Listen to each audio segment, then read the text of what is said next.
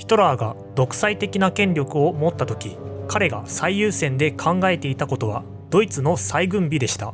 彼の考えはこうです。ドイツは人口が多くなりすぎた。現在の国土では増え続ける人口を支えることができない。農業を行う土地が必要だ。またドイツの弱点は資源が少ないことだ。原料を輸入に依存している。この弱点も克服しなければならない。そうなるとやはり資源が取れる土地が必要だ。戦争によって東の土地をドイツのものにしよう。しかし土地はドイツのものにできても住民はドイツのものにできない。よってそこにいた住民は国外退去させ、その土地にドイツ人を移住させよう。そのような考えを持っていたのです。しかしこの考えには障壁がありました。ベルサイユ条約です。この頃のドイツはベルサイユ条約によって陸軍は10万人以下、海軍は1万5000人以下と上限を決められ、潜水艦の保有と空軍は禁止されていました。この状態で戦争をすることは不可能です。ということでヒトラーはベルサイユ条約なんか無視してしまおう。ドイツを再軍備し戦争可能な状態にしようと考えて戦争の準備を始めていきます。軍備拡張は戦争に勝つための準備ですが、戦争に負けないための準備も必要です。ヒトラーは第一次世界大戦では社会主義者やユダヤ人が国内で裏切ったから負けたと考えていたため、同じ失敗を繰り返してはいけない。戦争を始める前に国内から社会主義者やユダヤ人を排除しなければならないという発想になり、まずは国内から社会主義者やユダヤ人を追い出そう、国内の結束を強化しようと考えるようになっていきます。しかしヒトラーの関心が再軍備に向いていても国民はそうではありません。この頃の国民の関心は経済に向いていました。世界恐慌によって破壊された経済により失業者数が年々増加しており、多くの国民が無職になっていたのです。ドイツの人々の心をつかみ政権を安定させなければ、そのためには失業者に仕事を与えなければ、そう考えたヒトラーは軍備拡張と並行して失業者対策の大規模な公共事業を行っていき、なんと失業者数の減少を実現します。この失業者の減少をもってヒトラーは内政がうまかったと主張する人々がいますが、そうではありません。この数値の減少には様々なからくりがあるのです。まずヒトラーが国民に用意した仕事はナチ党に関する仕事でした。政権を取ったナチ党はどんどん組織を大きくしていったため、100万人以上の人々がナチ党に関する仕事に就いたのです。例えばこの頃にはナチ党の党大会を開催する盛大な会場を作らせたり、会議を行うための巨大な建築物を作らせたりして、たくさんの労働者を確保しました。そのような建築事業の中で最も有名なのがアウトバーンです。アウトバーンというのはドイツの高速道路のことで、ヒトラーが権力を握った頃にはすでに一部が作られている状態でした。これに目をつけたヒトラーはアウトバーンを延長しまくろう、そして全国をつなげてしまおう、そうすれば建築するための仕事ができると考えて、他の人がすでに作っていたものをナチ党発案の国家の一大事業であるかのように宣伝を開始。アウトバーンの起工式ではヒトラー自ら建設労働者とともに加入れを行い、ドイツの労働者よ仕事に就けと号令しました。この姿は全国に宣伝され、ヒトラーはドイツの復興に全力を尽くしているという印象を国民たちに与えたのです。しかしそれらは焼け石に水、空前の不況の中ではほとんど効果を上げませんでした。このアウトバーンの建設とともにナチ党が推進したのが、当時高くて多くの国民が買えていなかったラジオや自動車を安く売り、国民に行き渡らせる政策です。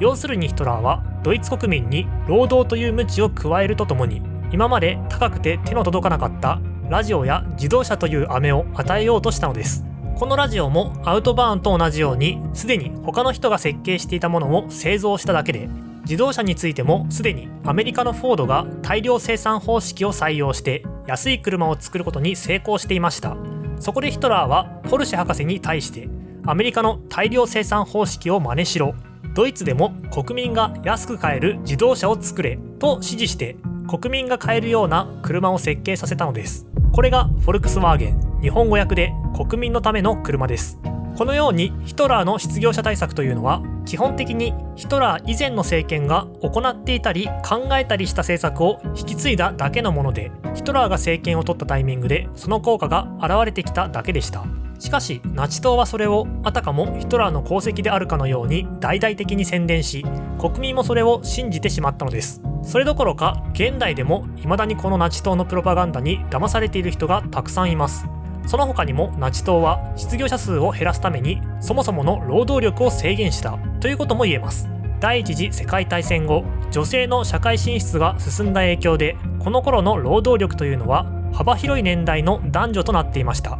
彼らが世界恐慌の影響で職を失った状態だったのです。ここでナチ党は全員に職を与えたというわけではなく、若い男性には兵役を課すことで労働市場から切り離し、戦争の準備をさせ、女性たちには仕事を辞めさせて労働市場から切り離すことで未来の兵士となる子供を産ませたのです。こうして残った人々に職を与えることで数値上は失業問題が克服され、未来の戦争の準備ができるというナチ党にとって一石二鳥の政策でした。しかもナチ党はすでに労働組合を解体していたので、労働者が団結して給料を上げろと主張することはできません。彼らを安い給料で働かせることができる。そうすればさらに人を雇うことができる。こうして失業者が減るというからくりでした。見かけ上の失業者数は減りましたが、労働者たちは安い給料で働かされることになったため、ヒトラー政権以前に比べるとヒトラー政権以後の方が生活水準は下がっていたのです。ところがナチ党は巧みな宣伝により事実を隠し、国民の支持を獲得していきます。こうしてヒトラーは軍備拡張を進めていくのです。しかし当時のドイツは再軍備を禁じられているため、他の国にバレてはいけません。ということでヒトラーは経済大臣のヒャルマン・シャハトを呼び出して、外国にバレないように資金を調達しろと命じます。これを受けてシャハトはメフォというダミー会社を作り、この会社を通じて資金調達を行うようにしました。こうすれば国家予算とは別の場所でこっそりと資金調達ができるため、他の国からはバレにくいのです。こうして国を挙げて行った軍備拡張はすぐに異常な規模まで膨れ上がり、国家支出の 74% を軍事予算に回すほどになっていきます。戦時中でもないのにこの数値は異常です。当然軍需産業は好景気へと突入し、多くの失業者が軍需産業で働くようになりました。こうして完全雇用が達成されたのです。しかしそんなめちゃくちゃな軍備拡張をやっていれば当然赤字が膨らんできます。維持できるわけがありません。ところがヒトラーは戦争に勝てばいい、膨大な赤字は負けた国に押し付ければいい、戦争が全てを解決するという考えだったので、赤字なんかお構いなしでさらに軍備拡張を進めていきました。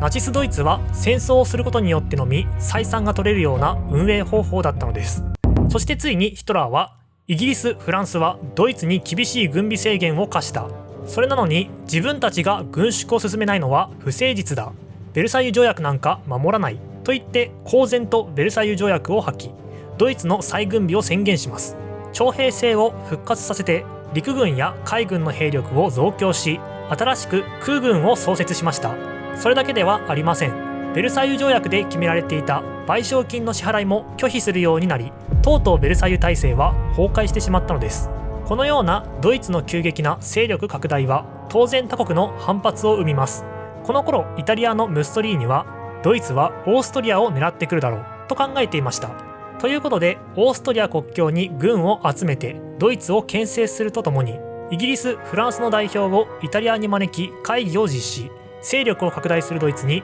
どうやって対抗するかを話し合いました。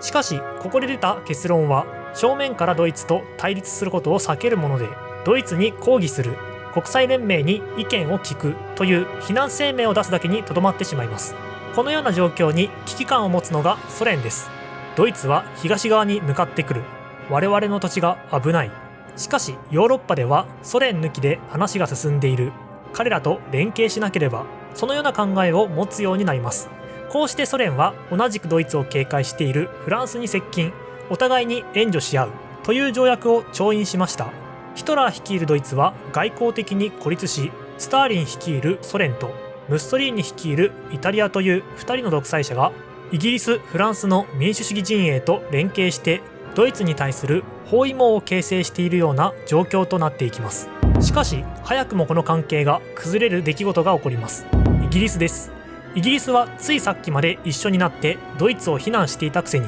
もうドイツの軍拡は止めることができないだろう。それならドイツに制限を課すのが妥当だ。ドイツには共産主義の防波堤になってほしいとも考えていたため、得意の二枚舌外交でドイツと協定を結んだのです。この協定で決められたことは、イギリス海軍の規模を100とするならば、ドイツ海軍の規模は35にとどめるという内容です。これは実質的にイギリスがドイツの再軍備宣言を認めたということになり、ここにベルサイユ体制は完全に崩壊しました。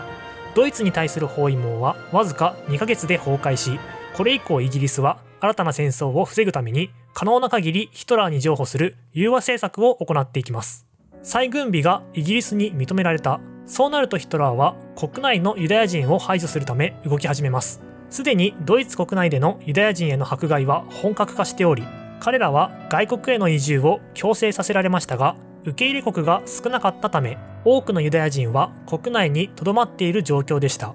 この状況に業を煮やしたヒトラーは、ナチ党党大会が開催されているニュルンベルクに急遽特別国会を招集し、ドイツ国公民法とドイツ人の血と名誉を守る法を成立させます。ニュルンベルク法です。この法律はドイツ人の血を持つ人物のみがドイツ人である。ドイツ人はユダヤ人と結婚してはならないという差別的な法律で、この法律が制定されたことでユダヤ人は国民としての権利を奪われます。つまり学校にも行けないし、公共の福祉も利用できない。それどころか投票で政治に参加することもできなくなりました。